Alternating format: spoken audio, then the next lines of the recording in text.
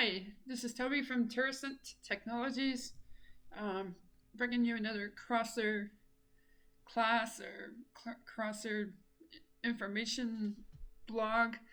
In this case, we're looking at an interval in a ModbusReader. This goes along the lines that crosser has 2 or 3 ways that it can instigate an input, and this is not any different than Node-RED. They just call it interval. As you can see, it's not doing too much. Every 1 second, it's going to pull some data from the ModbusReader. So let's just show you how easy it can be. We will get out of our sandbox because right now we're live. So that way I can start from the beginning. We can clear that out, or we can delete that, or we can delete this. So if I go over here, I search for an interval, I can bring in my input. I search for ModbusReader. Can bring in my ModbusReader. Again, it's just a node that's going to read from a Modbus source that you tell it to read from. In this case, let's see, we'll set it up with 7.0.66.502 tags collect and resource. No matches. Alright, we're going to add additional tags. Of course, in Modbus fashion, we're going to give it a name or an ID, a name. We're looking at a temperature. We want to do a function. We said we're going to read an input register, and we are going to give it a data type. That would be a float. And then we're going to go 0002 for a Modbus address. So everybody should be happy on that one. And I will automatically be able to save when I go to connect to my sandbox. And when I go to try to run this. So, alright, so we are now connected.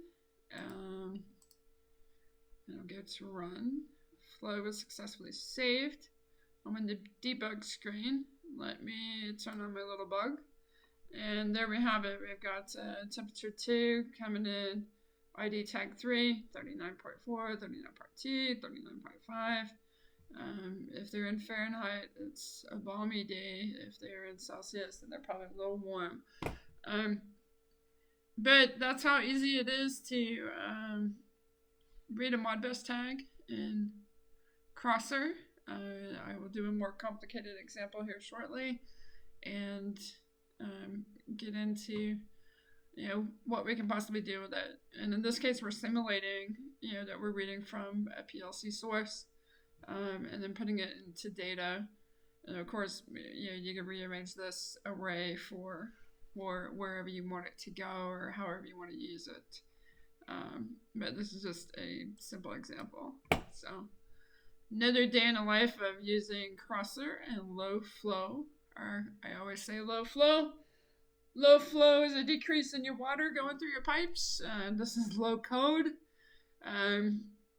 Low code, no code environment using streaming type software to get data across.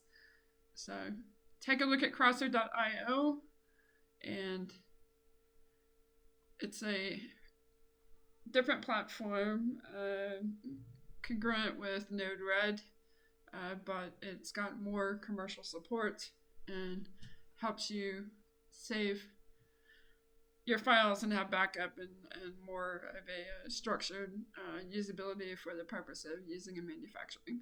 So keep that in mind. Right now I'm just trying to go through it and display it and see the differences between crosser and Node-RED, and hopefully get some traction in the US for showing that it's just as easy to use as Node-RED.